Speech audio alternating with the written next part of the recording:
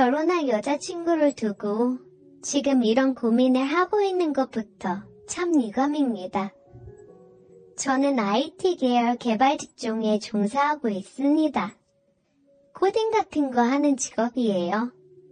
조금 생소한 직업일 수도 있는데 외국에서는 개발자 대우가 좋다고 하는데 한국은 아직까지는 아닙니다. 마감이 다가오는 달에는 집 구조가 어떻게 생겨먹었는지 까먹을 정도로 회사에서 숙식을 하기 일쑤입니다. 이미 회사에도 숙식실이 따로 있고 직원들 편의를 위해서 냉장고며 샤워실까지 각종 편의시설을 갖추고 있습니다. 누가 들으면 참 복지가 좋아 보인다고 느낄 수도 있는데 전혀 그렇지 않습니다. 집에 가지 말고 회사에서 숙식하면서 일을 하라는 뜻으로 생겨난 시설들입니다. 그녀와의 시작은 지지난 프로젝트가 마감을 앞두고 있던 몇 달 전으로 거슬러 올라갑니다. 마감일은 다가오는 게 진행이 거의 안 되어 있다 싶어서 모두가 발등에 불이 떨어진 채 미친 듯이 밤샘하고 야근하면서 난리 중이었습니다. 저도 똑같이 몇 주 전부터 자는 둥 마는 둥 하루에 한두 시간만 겨우겨우 눈을 붙이고 숙직실에서 쪽잠 자고 일어나 일하고를 반복하고 있는 정신없는 와중이었어요.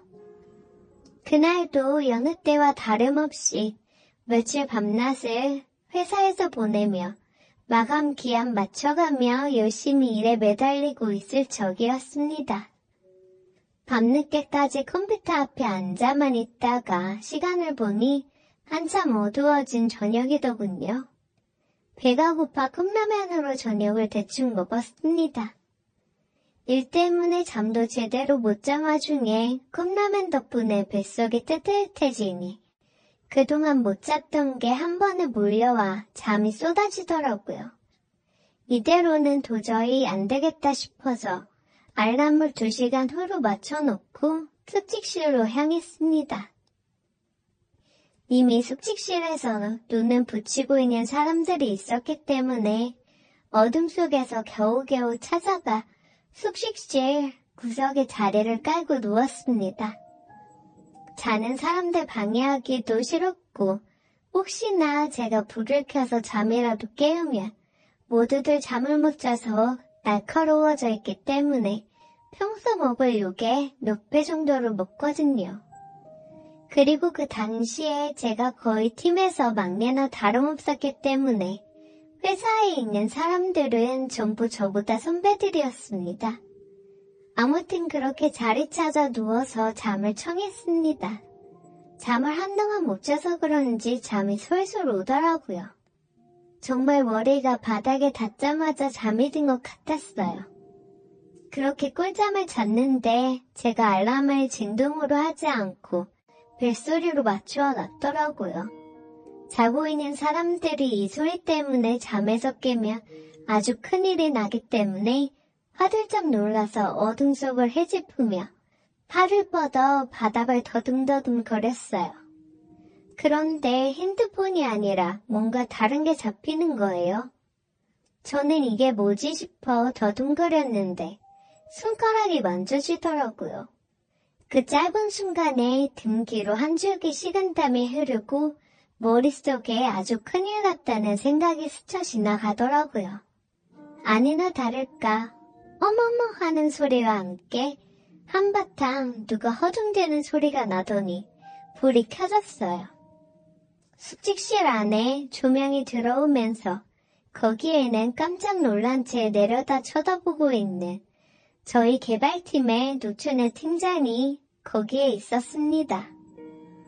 제가 핸드폰을 찾으려다 팀장님 팔뚝을 더듬거리고 있었더라고요. 저는 몇 번이고 고개를 숙이면서 죄송하다고 사과드리며 알람 소리 때문에 누가 깨기라도 할까봐 급하게 폰을 찾는 중이었다고 말을 했어요.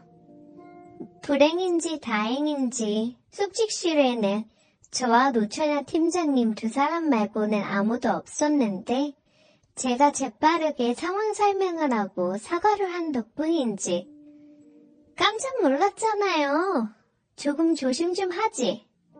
하고 잔소리 조금만 듣고 끝났어요. 그래도 제가 핸드폰을 찾아서 숙직실 밖을 나갈 때까지도 끝까지 경계의 눈빛을 풀지 않았던 팀장님의 표정이 생각이 나네요. 문을 나서면서도 정말 죄송하다고 또 사과를 드렸어요. 그대로 사무실로 돌아가기도 그래서 화장실에 가서 찬물로 세수 한번 하고 아예 밖으로 나왔습니다. 끊어버린 담배가 너무나도 생각이 나더라고요. 일도 너무 힘들고 하필이면 히스테리 엄청 부리는 팀장한테 괜히 찍힌 거 아닌가 생각이 들었어요. 하늘은 흐릿해서 달도 잘 비치지 않았는데 괜히 먼 곳을 바라보면서 내가 거기서 왜 알람을 진동으로 안 해놓은 거지 하는 후회를 하기 시작했습니다. 그렇게 밖에서 조용히 혼자서 반성을 하고 있는데 팀장님이 저를 찾은 건지 회사 밖으로 나오더라고요. 저보고 여기 있었네 하면서 왜 말도 없이 나갔냐고 잔소리를 또 하셨어요.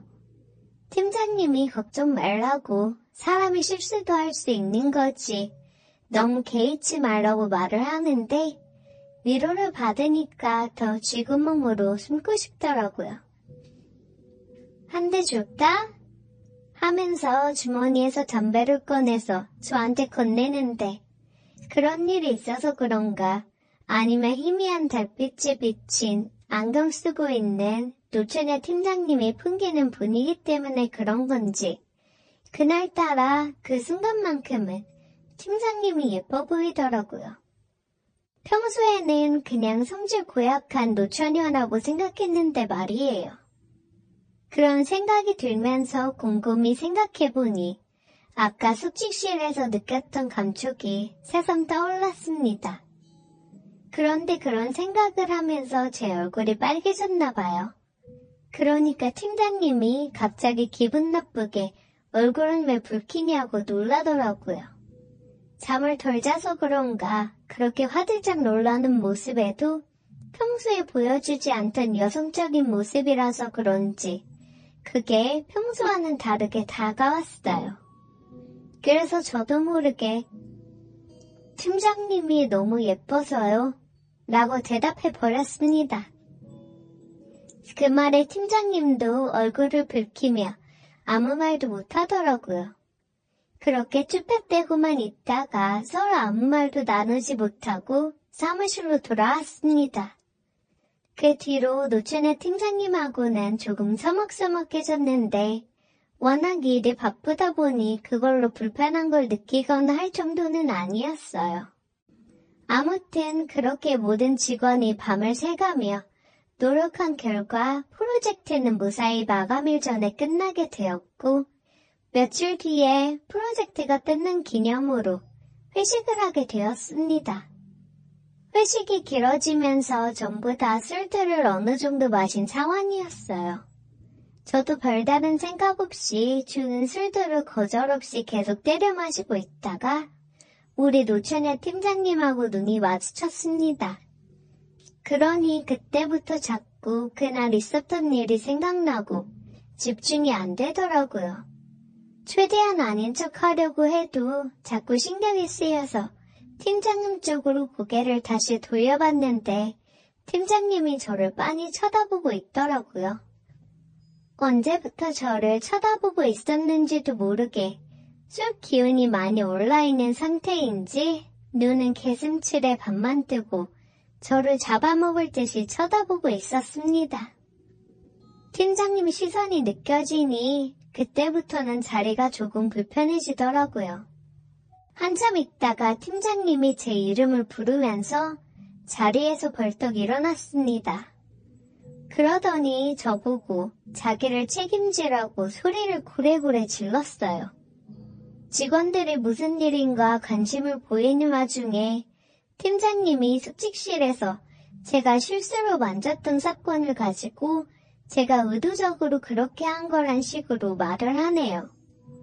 제가 팀장님께 이쁘다고 말한 건 사실인데 그냥 그 분위기가 그랬고 딱히 할 말이 없어서 그런 것도 있었는데 팀장님은 앞뒤 다 잘라먹고 제가 팀장님한테 예쁘다고 했다고 그러고서는 여태까지 아무 말도 없고 여자 마음 가지고 장난치는 거냐고 술주정을 부리기 시작하더라고요.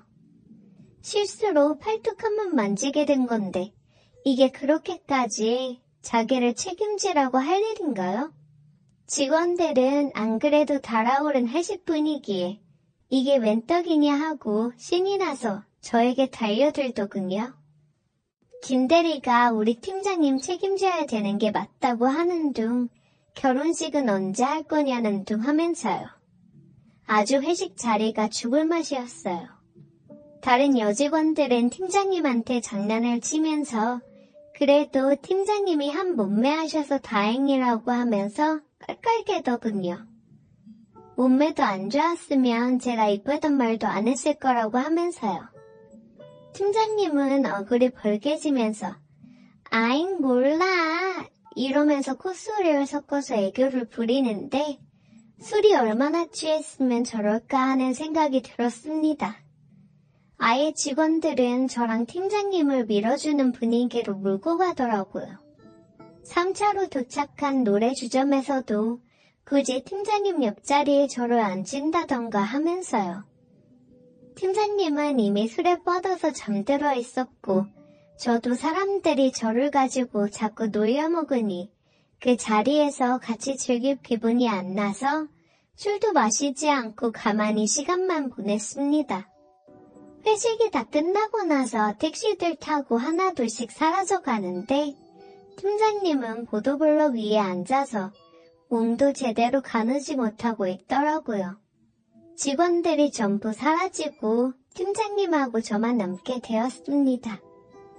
저는 막내라서 다들 집에 가는 모습을 보고 택시를 잡으려고 한 건데 마지막 남은 직원이 저한테 김대리 그렇게 안 봤는데 보기보다 운명하네 하면서 깨필대면서 택시를 타고 사라졌습니다. 제가 술 취한 팀장님을 어떻게 하려고 하는 건가 오해를 하는 것 같았는데 해명할 틈도 주지 않았어요. 다가오는 택시를 잡아 저도 집에 가려고 하는데 보도블럭에 앉아서 술도 깨지 않은 팀장님을 두고 갈 수도 없는 노릇이더라고요. 집이 어디냐고 해도 횡설수설 하기만 할 뿐이고 저도 여자친구 자고 있는 우리 집에 그녀를 데려갈 수도 없는 노릇이라 하는 수 없이 택시를 타고 회사로 다시 향했습니다.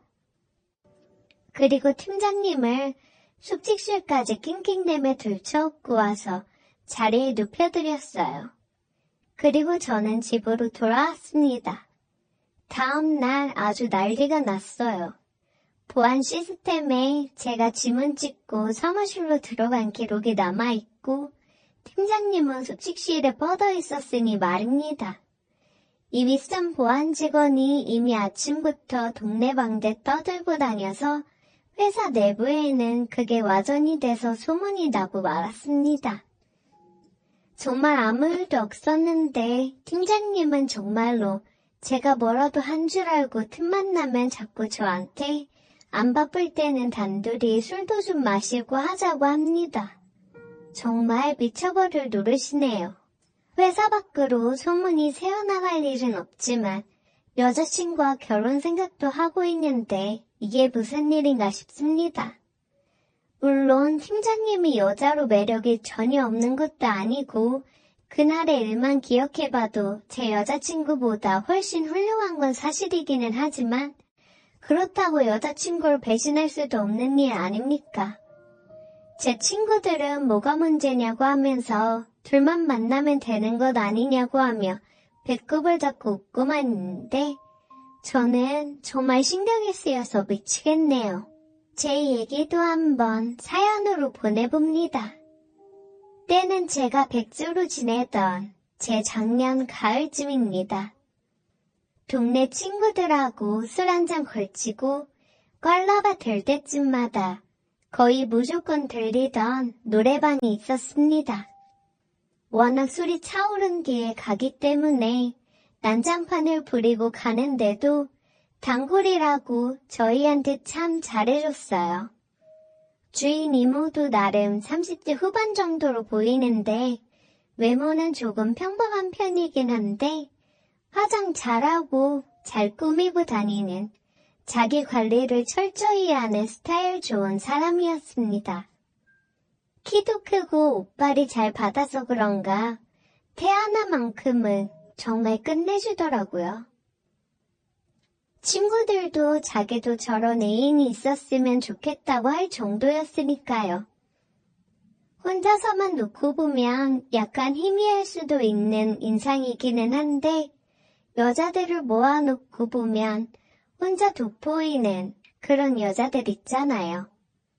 아무튼 저희가 한번 노래방에 들어왔다 하면 술이 한참 오르고 갔는데도 정말 거기서 또 한 번 술판을 벌이는데 매번 저희만 오면 사장님이 긴장 바짝 타고 있는 모습이 역력했어요.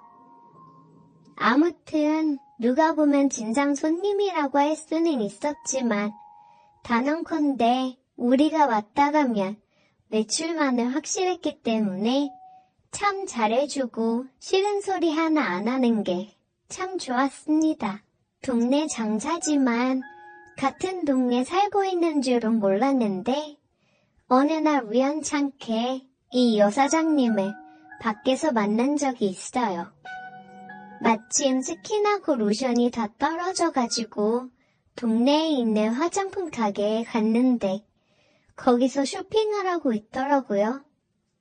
매번 술에 만취했을 때만 보던 사이였으니까 조금 어색해서 인사를 해야 하나 말아야 하나 그러고 있는데 먼저 말을 걸어주더라고요.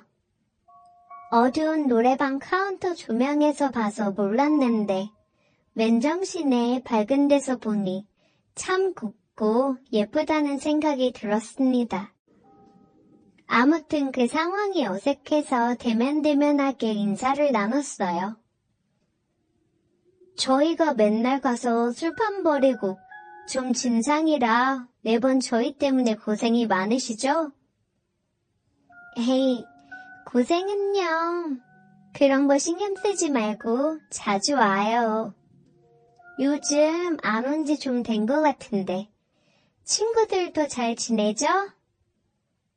우리 때문에 고생이 많다고 인사치레로 한마디 했는데 신경 안 써도 된다고 오히려 요즘 안 온 지 한참 된 것 아니냐며 친구들도 잘 지내냐며 안부까지 묻고 역시나 친절했습니다.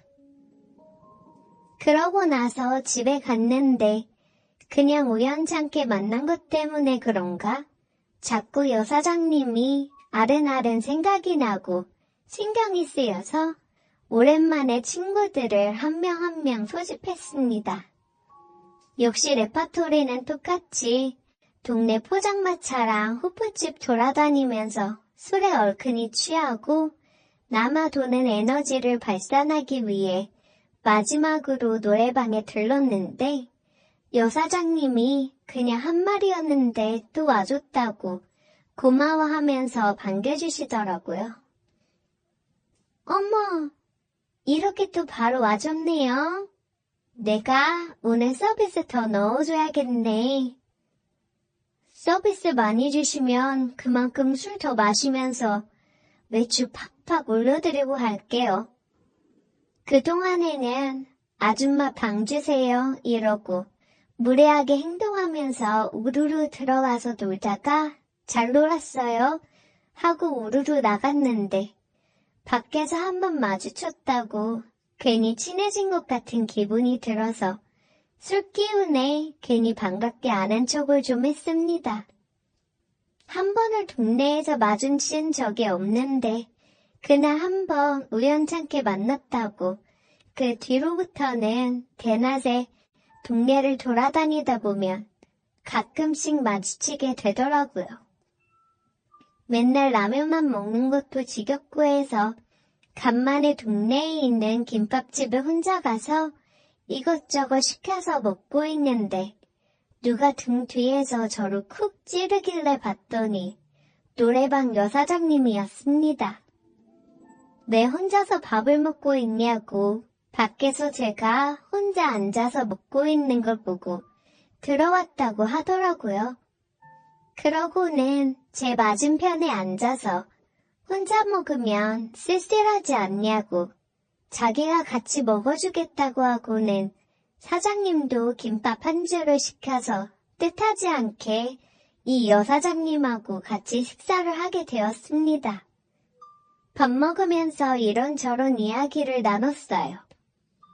꼬치꼬치 캐묻는다는 느낌이 들 정도로 일을 안 하냐, 애인은 없냐 이런 사적인 것들을 묻는데 여자친구는 있지만 직장은 그만두고 이직 준비 중이라고 말하고 그랬습니다. 저도 별로 할 이야기도 없고 해서 노래방 장사는 잘 되냐, 한 번을 마주친 적이 없는데 이 동네 사시냐 이런저런 질문들을 했죠. 김밥 먹는데 뭐 얼마나 오래 걸렸겠습니까? 그렇게 우연한 식사 자리는 금방 끝이 났습니다. 대화를 나누면서 알게 된 건 제가 그땐 백수여서 그랬나? 막연히 자기 사업하는 사람이니까 엄청 연상이겠구나 그런 생각을 했었는데 생각보다 많이 어렸습니다. 결혼도 아직 하지 않은 노처녀였는데 뭐 홍기를 놓쳤다 하면서 자기가 별로 매력이 없나 보다 하면서 갑자기 기운이 없어 보이길래 그 말에 할 말이 없어서 이렇게 이쁘신데 남자가 줄을 설 것 같다고 말했는데 되게 좋아하더라고요. 이 동네에서 장사를 한 지는 좀 됐는데 장사 안 되는 날에는 기름값도 못 벌고 가는 것 같고 그래서 고민하다가 이 동네로 아예 이사를 왔다고 했습니다. 가까워지니 절약되는 것도 많고 좋은데 아는 사람이 없어서 조금 외로울 때가 있다고 하는 일이 밤 장사다 보니까 낮에 텅 비는 시간이 있는데 조금 외롭고 쓸쓸하다고 하면서 모처럼 친해진 것 같은데 종종 같이 점심이나 한 번씩 하자고 말아보는 사장님은 저랑 반대 방향으로 그렇게 떠났습니다. 그런데 저도 제가 제정신인가 생각을 한 게 애인을 만나면서도 자꾸 이 여사장님이 떠오르기 시작했어요.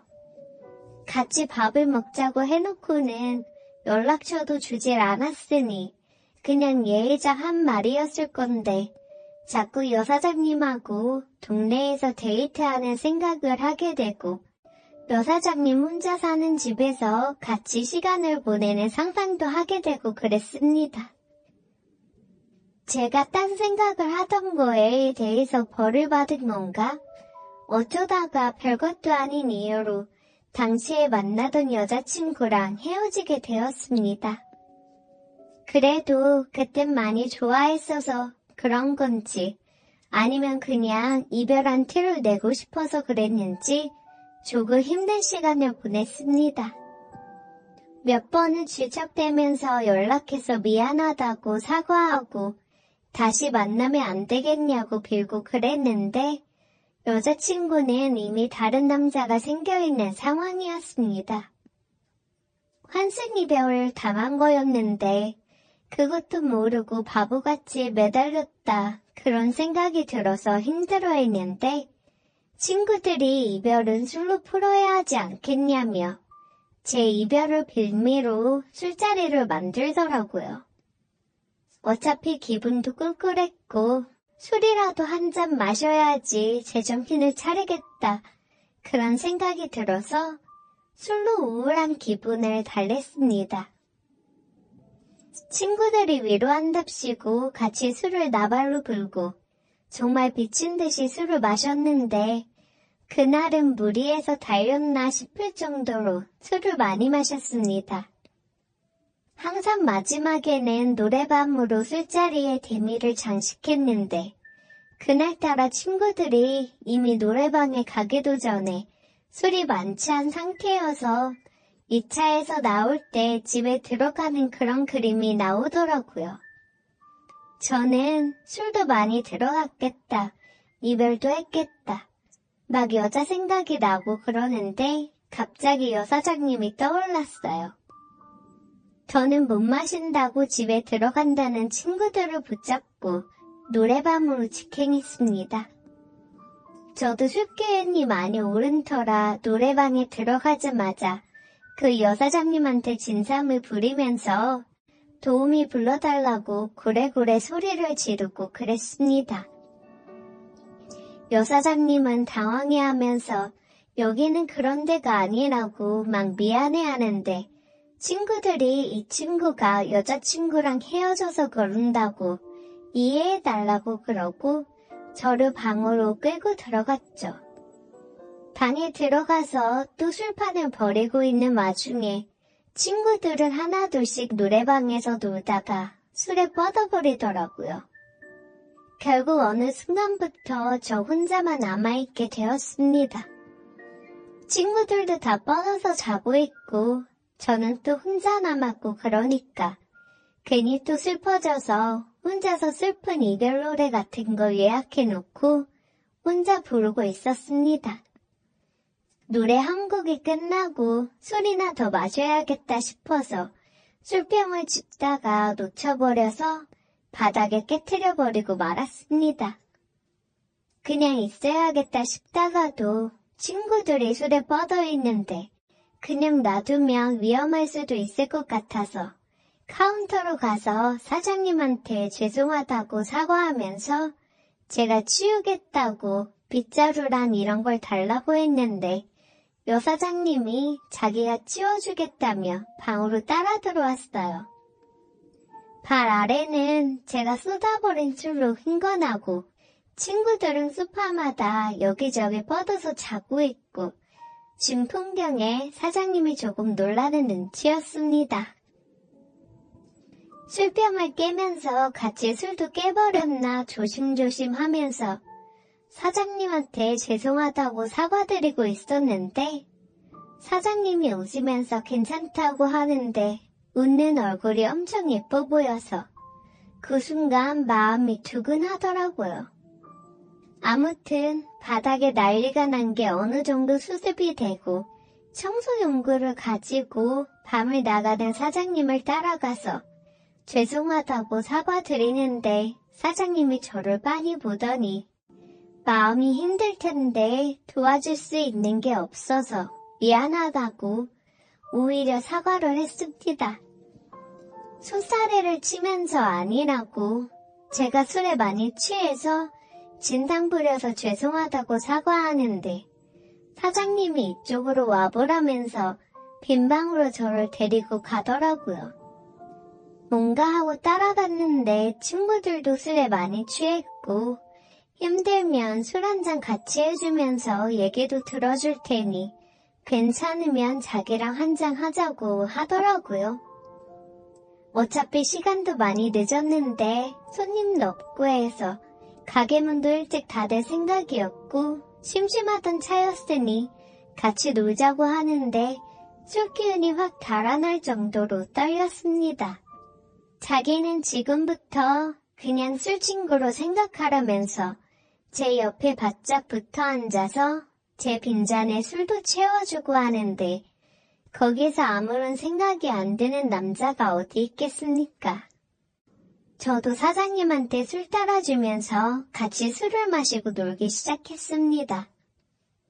제가 아직은 마음이 힘들어 이별 노래를 부르니 사장님이 왜 기운 빠지게 이별 노래를 부르냐며 신나는 곡들을 예약을 해서 듀엣으로 노래도 부르고 신나는 노래도 부르고 그랬습니다.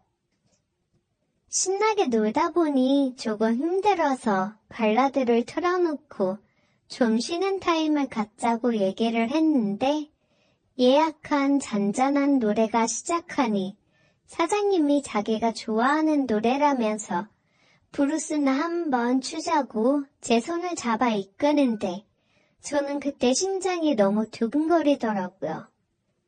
연상의 노처녀라고 했지만 그 순간만큼은 헤어진 그 여자친구보다 훨씬 이쁘고 애교 많고 저를 위해주는 천상 여자가 따로 없었습니다. 누가 먼저다라고 할 것 없이 그녀와 저는 서로의 눈을 바라보다가 입을 맞추었습니다. 간주 소리만 흘러나오는 노래방 안에서 서로의 마음을 확인했습니다. 다음날 낮에 둘이서 나와서 해장국으로 지친 속을 달랬고 그녀와의 만남은 친구 녀석들에게는 비밀로 하고 둘이서 만났고 친구들과 노래방에 갔을 때는 서로 모르는 척을 하다가 친구들이 많이 취해 뻗어 있으면 카운터에 있는 그녀에게 가서 시간을 보내곤 했습니다. 가끔은 술 더 추가해서 돈 더 받으라고 그러기도 했어요. 제가 그녀에게 깊게 빠져있기는 했는데 제가 취직을 하면서 이사를 가게 돼서 어쩔 수 없이 헤어지게 되었습니다. 초반 몇 개월은 연락도 나누고 했었는데 아무래도 거리가 되다 보니 자주 만나기가 힘들어지기도 했고 회사 일에 적응을 하느라 나름 바쁘게 지내다 보니 자연스럽게 헤어지게 되었습니다. 얼마 전에 친구놈들 만난다고 동네에 간 적이 있는데 요즘 시국이 그래서 그런가 노래방은 문을 닫아 있더라고요. 전화번호는 바뀌지 않은 것 같은데 연락을 해보기엔 조금 그래서 그냥 그렇게 그녀를 제 가슴에 묻어두기로 했습니다. 그래도 저와 함께 보냈던 시간을 생각하면 여전히 그립긴 하네요. 쉬며 말했다. 요즘 뭐가 그리 힘드세요? 민석이 물었다. 영주의 두 볼은 술 기운에 붉어져 있었다. 뭐라서 물어? 민석 씨 보기에도 나 힘들어 보이지 않아? 글쎄요. 나 혼자 지낸 지 꽤 오랜잖아. 그쵸. 사장님 돌아가시고 쭉 혼자 지냈죠. 그러니깐 말야. 나 계속 혼자 지내왔잖아. 그래서 외롭다고? 외로워서 힘들다는 거야? 사장님, 혹시 남자 필요하세요? 민석은 조심스럽게 물었다. 응, 필요해 남자. 근데 정식으로 사귀는 사람은 없었어도 엔조이는 꽤 있었잖아요. 엔조이는 떼야지. 난 지금 허전한 이 마음속을 꽉 채워줄 사람이 필요하다고. 나도 이제 사랑받고 싶어. 알고 보니 얼마 전까지 만나오던 남자랑 헤어졌나 보다. 그래도 어쩌겠어요. 시간 지나면 제대로 된 인연이 나타날 거예요. 민석은 상황을 모면하려 애썼다. 언제까지 기다리기만 하냐고. 지금 당장 외로운데? 그녀는 한숨을 쉬며 술잔을 비웠다. 사장님. 남자한테 인기 많으시잖아요. 민석은 농담주로 말했다. 인기 많으면 뭐래?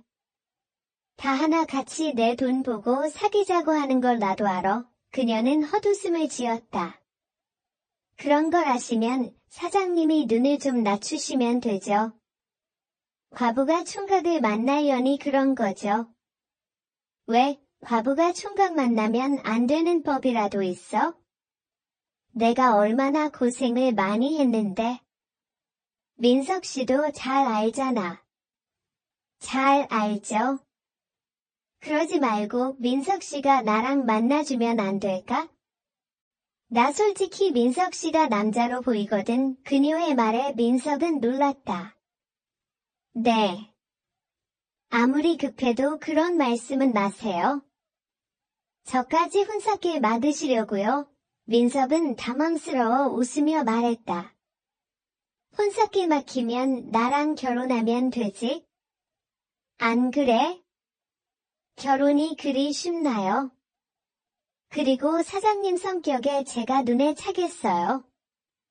그거야 알 수 없는 일이지.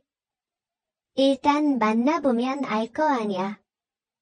그녀는 장사할 때도 그렇고 자식들한테도 그렇고 소유욕이 장난이 아니었다. 민석은 시장의 원단 가게에 처음 들어온 지 벌써 1년이 되었다.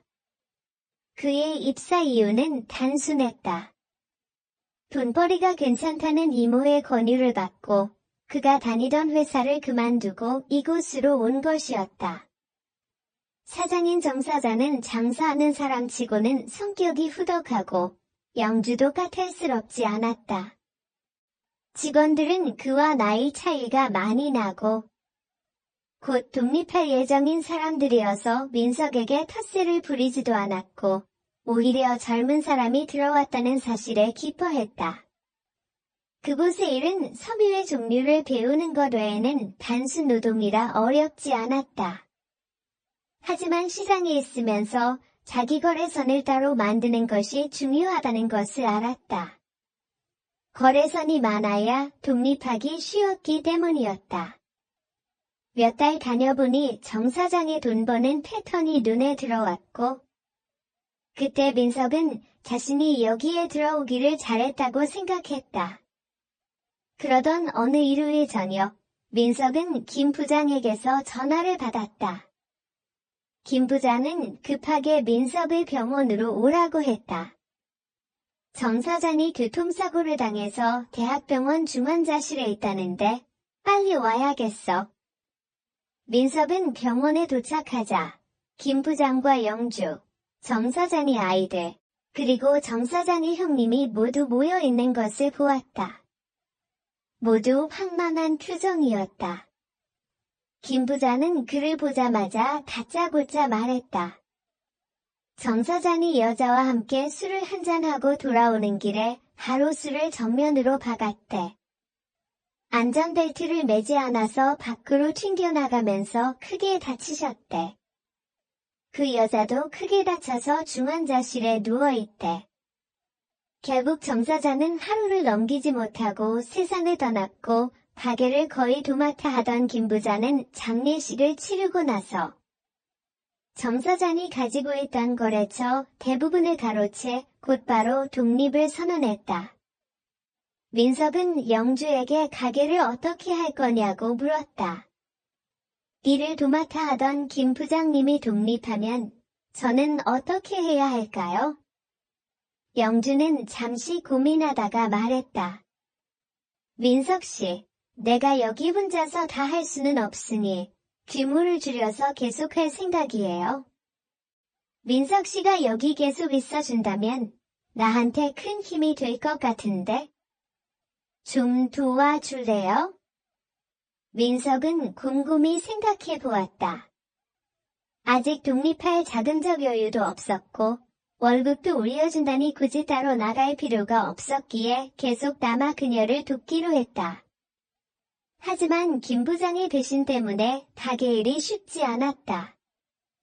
그렇게 2년이란 시간이 흐르며 민석과 영주가 함께 운영하는 원단 가게는 놀라울 정도로 성장했다. 민석의 열정과 능력은 가게의 매출을 끌어올렸고 영주는 그의 노력을 항상 고마워했다. 사장님, 요즘 주문이 많아서 행복한 비명을 지르겠어요. 곧 부자 되시겠어요? 민석이 웃으며 말했다. 그러게 말이에요. 다 민석 씨 덕분이에요. 가게에 나오면 기분이 좋아진다니까요. 영주도 웃으며 답했다. 민석과 영주의 관계는 가게 일로 인해 더욱 가까워졌다. 둘은 서로의 의견을 존중하며 가게를 운영했고 자연스레 서로에게 호감을 느끼기 시작했다. 그들은 종종 함께 시장에 가서 원단을 구입하며 시간을 보냈다. 어느 날 영주가 민석에게 제안했다. 민석 씨, 이번 주말에 새로 들어온 원단 보러 갈래요? 시장에 신상품들이 많이 들어왔다는 소문이 있더라고요. 좋아요. 사장님과 함께라면 언제든지요. 민석이 기쁘게 대답했다.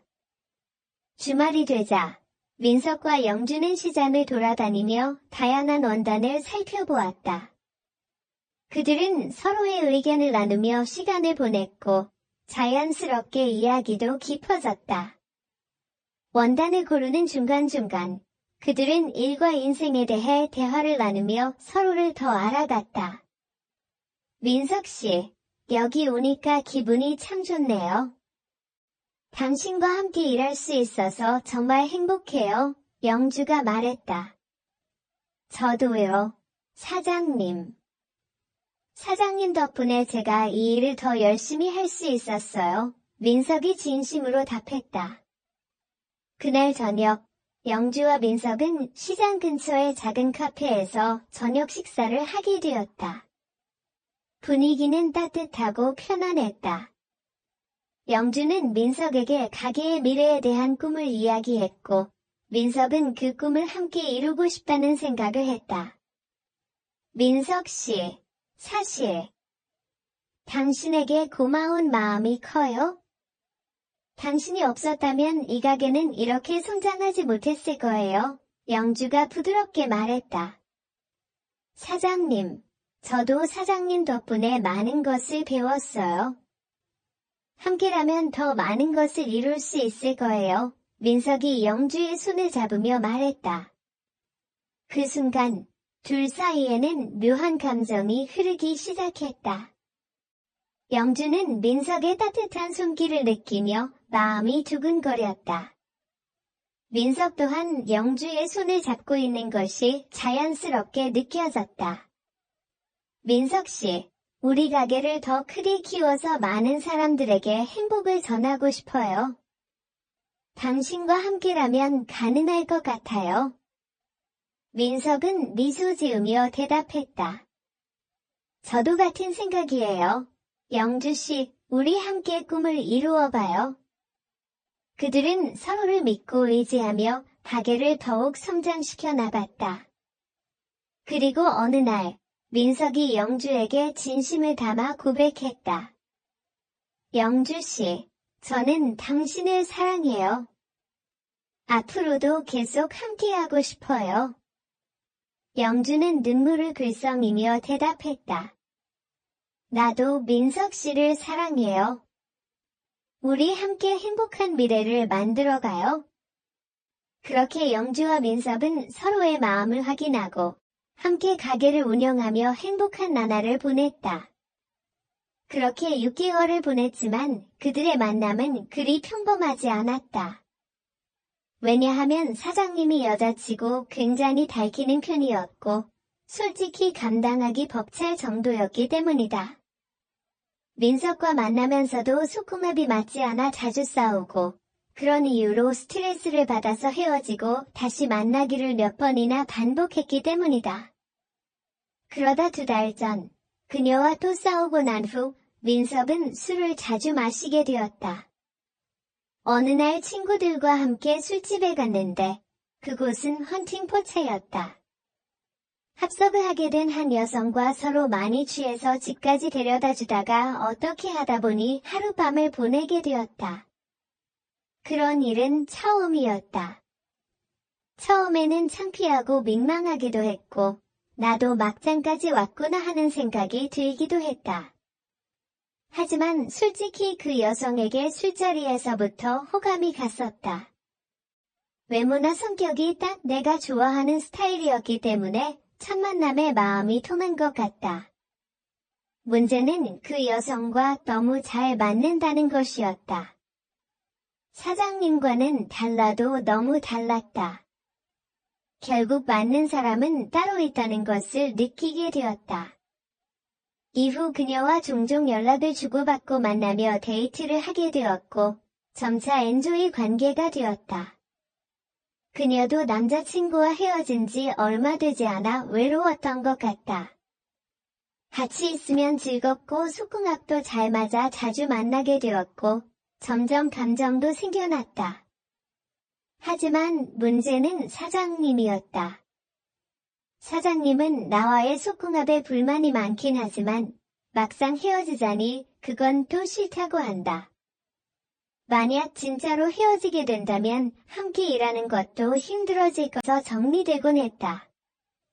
길 가다 만나면 이제 반갑게 인사하고 가끔 음료수도 얻어 마시는 그런 미장원이 되어 있었다. 그녀를 볼 때마다 기분이 이상스레 설레게 되었다. 평소 그녀는 보통의 아줌마라고 생각했었는데 자꾸 마주하다 보니 한결 색스럽게 이쁜 얼굴이라고 느껴졌다.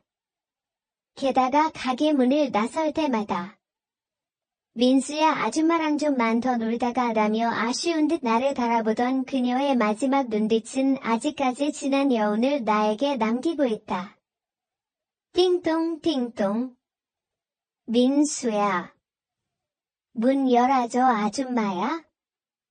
그날도 나는 그녀 생각에 잠시 멍해 있던 나는 불현듯 울리는 초인종 소리에 나도 모르게 흠칫 놀라고 말았다.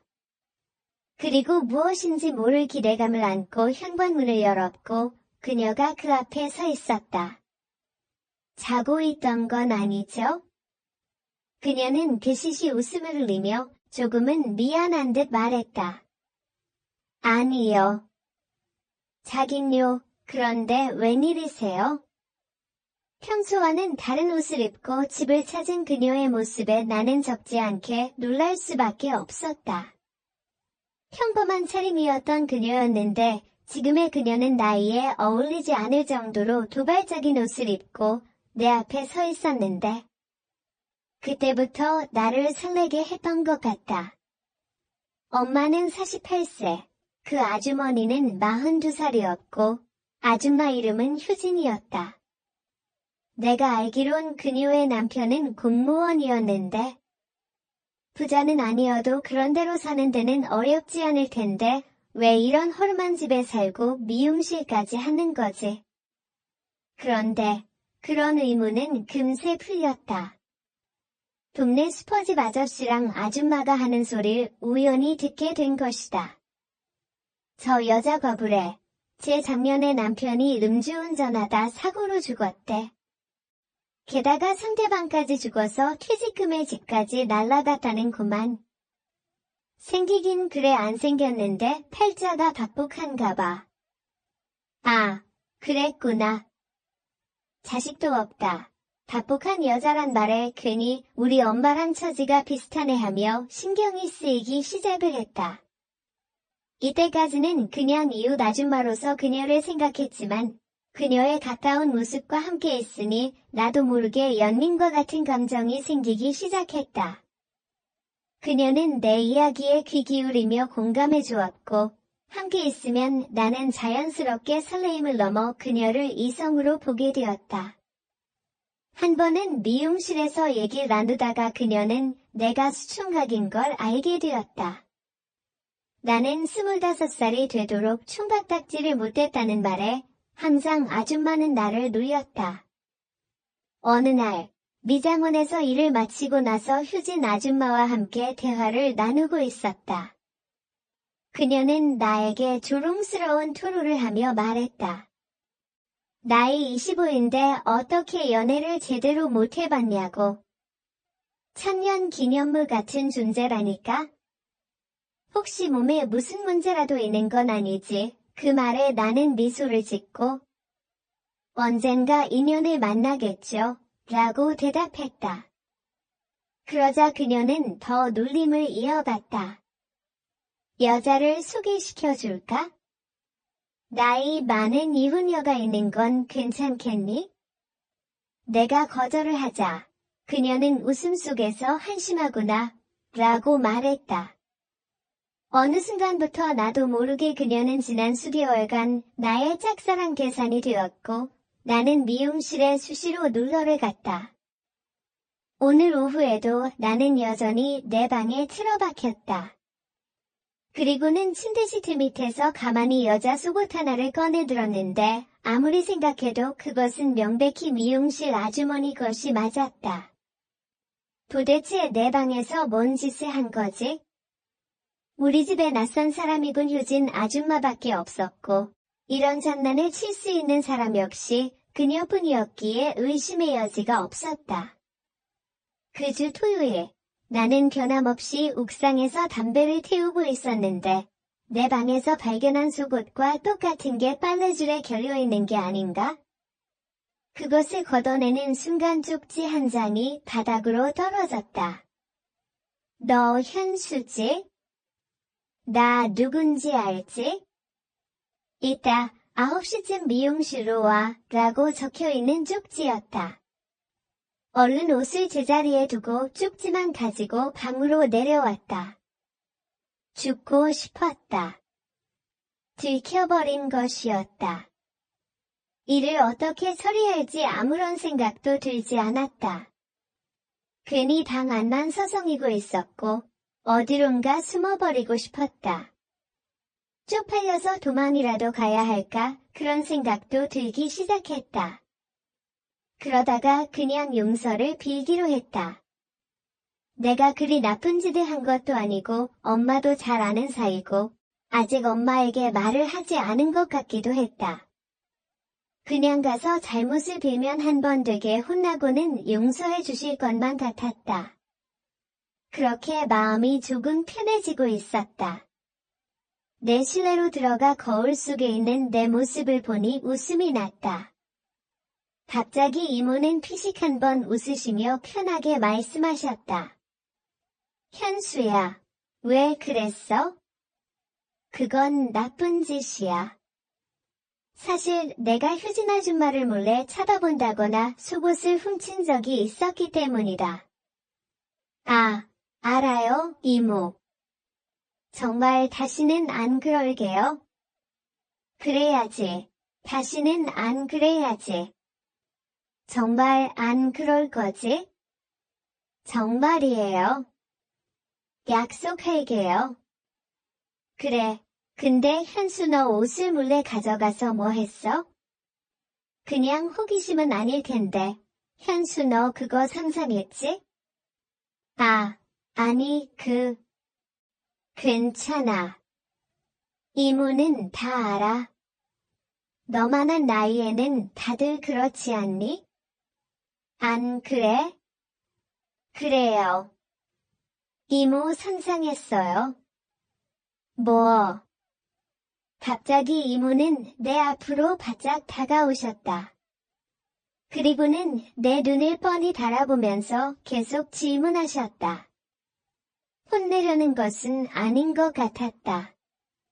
한편으로는 안심되면서도 한편으로는 이모의 행동이 이해되지 않고 있었다. 현수, 너 여자랑 만나본 적 정말 한 번도 없어?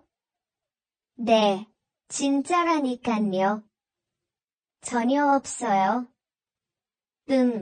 정말이야? 그럼 상상만 해봤어? 네, 정말 상상만. 그래, 그럼 여자 한 번도 못 봤겠네? 네, 아니 사진으로는 봤어요. 호호, 그런 거 말고 실제로 말이야. 안 못 봤어요. 그럼 너 실제로 봐볼래? 네. 어떡해요? 이모가 갑자기 일어나셨다. 어때? 괜찮아? 머리가 띵했다. 정말 처음으로 현실에서 여자를 보는 순간이었다. 상상이 현실이 되었던 것이다. 호, 이모는 늙었는데 그래도 좋아? 네. 정말 이모 많이 좋아해요. 그리고는 그녀의 깊은 한숨을 들을 수 있었다. 그 한숨의 의미를 알게 된 것은 아주 나중의 일이었다. 다음에도 잘할 수 있을 거야? 그치 우리 현수, 라는 말로 다음을 약속하며 그녀는 내 손을 잡았다. 그리고는 가게 후문쪽을 열고 잠시 밖을 살피더니 이제 됐다는 듯 안심하고 나가라 하셨다. 그리고 한마디 말도 잊지 않으셨다. 이제 날마다 옥상에 가도 좋아? 거기 선물이 있을 거야? 어떻게 집에 돌아왔는지 기억조차 남아있지 않았다. 아까 있었던 그 모든 일이 마치 꿈만 같았다. 그것도 항상 머릿속에서 상상만 하던 효진이와 함께 지냈다니 도저히 믿기지 않았다. 순간 그 모든 것이 마치 꿈인 듯 까마득했다. 그 후 며칠 동안 나는 혼란스러운 마음을 진정시키지 못했다. 마치 꿈에서 깨어난 듯 현실과 상상이 뒤섞여 헷갈렸다. 매일 옥상으로 올라갈 때마다 효진이 이모의 말이 떠올랐다. 하지만 옥상에는 더 이상 아무것도 없었다. 이모의 선물은 어디에 있는 걸까? 도대체 무슨 뜻으로 한 말일까? 그러던 어느 날, 나는 또다시 이모의 쪽지를 발견했다. 이번에는 옥상이 아니라 집 앞 우체통에 있었다. 쪽지에는 이렇게 적혀 있었다. 현수야, 내일 오후 3시에 우리 가게로 와. 꼭 와야 해, 효진 이모. 나는 떨리는 마음으로 그 시간에 맞춰 이모의 미장원으로 갔다. 문을 열고 들어서자 이모는 환한 미소로 나를 맞아주셨다. 현수야, 잘 왔어. 앉아봐. 나는 긴장한 채로 의자에 앉았다. 이모는 조용히 문을 잠그고 블라인드를 내리셨다. 그러고는 내 앞에 앉아 나를 바라보셨다. 현수야, 그동안 힘들었지? 내가 겪은 일이 쉽지 않았을 거야. 이모. 정말 죄송해요. 다시는 그런 짓 안 할게요. 알아, 현수야. 난 너를 혼내려고 부른 게 아니야. 내가 잘못했다는 걸 알고 있으니까 이제 그걸로 됐어. 중요한 건 내가 앞으로 어떻게 할지야. 이모의 말에 나는 눈물을 글썽였다. 그동안의 불안과 죄책감이 한꺼번에 밀려왔다. 현수야, 사람은 실수를 통해 성장하는 거야. 중요한 건 그 실수를 반복하지 않는 거지. 그리고 너 혼자만의 문제는 아니야. 나도 잘못이 있어. 이모가 왜 잘못이에요? 내가 그렇게까지 할 정도로 내가 너에게 관심을 주지 않았다는 거야? 내가 그런 행동을 한 데에는 분명 이유가 있을 거야. 나는 이모의 말에 고개를 숙였다. 그러자 이모는 내 손을 잡고 말했다. 현수야, 이모는 내가 어떤 감정을 느끼고 있는지 이해해. 내가 호기심을 느끼는 것도, 혼란스러워하는 것도 모두 자연스러운 일이야. 이제 중요한 건 내가 그 감정을 어떻게 다루느냐야. 이모, 어떻게 해야 할지 모르겠어요. 괜찮아. 천천히 배워가면 돼. 그리고 이모가 도와줄게. 이모, 저는 그냥 평범하게 살고 싶어요. 다른 사람들처럼 특별한 일이 없이. 이모는 따뜻한 미소를 지으며 내 말을 들었다. 그래, 현수야. 평범함 속에서도 행복을 찾을 수 있어. 중요한 건 내가 어떤 선택을 하느냐야. 그리고 그 선택을 후회하지 않는 거지. 그날 이후 나는 이모와 많은 이야기를 나누었다. 그녀는 나에게 많은 조언과 위로를 주었고 나는 조금씩 내 감정을 이해하고 다스리는 법을 배워갔다. 이모는 단순히 엄마의 친구가 아닌 나의 멘토이자 지지자가 되어주었다. 우리는 3년 동안 조용하고 비밀스런 연애를 이어갔다. 우리는 서로를 사랑하고 있음을 알았지만 그 시점에서는 우리의 사랑이 공공연하게 이어질 수 없었다. 우리는 자주 미장원에서 만나고 서로의 이야기를 나누며 시간을 보냈다. 그곳은 우리만의 작은 세상이었고 거기서만 우리의 사랑이 자라갔다. 그러나 사람들이 우리의 관계를 알게 되면 어떻게 될지를 생각하면서 우리는 그 사실을 숨기기로 했다. 하지만 시간이 흘러감에 따라 우리는 서로에게서 멀어져가는 느낌을 받기 시작을 하였는데 그녀가 조금씩 나를 멀리하는 게 느껴졌기 때문이었다. 그 시점에서는 그 이유를 정확히 알지 못했고 마음이 답답했다. 하지만 나중에 알고 보니 그녀가 나를 위한 배려였다는 것을 깨달았다. 마지막 날, 우리는 조용히 이별을 고하는 순간을 맞이했다. 그녀는 내게서 멀어지기 시작한 이유를 설명했고 나는 그녀에게도 마찬가지로 나 자신을 솔직하게 드러내야 한다는 것을 깨달았다. 우리는 서로를 사랑했지만 더 이상 함께할 수 없는 현실을 직시했다. 그녀는 내가 더 나은 삶을 살 수 있도록 헤어질 결심을 하였던 것이었다. 나는 이제 나이가 30을 넘었지만 여전히 그녀의 미용실을 찾아가서 머리를 깎고 있다. 여전히 나는 그녀를 잊지 못했다. 그녀와 함께한 시간은 나에게 소중하고 그녀의 존재는 여전히 내 마음 깊은 곳에 남아있다. 우리의 사랑은 비밀스러웠지만 그 안에는 진실하고 깊은 감정이 있었다.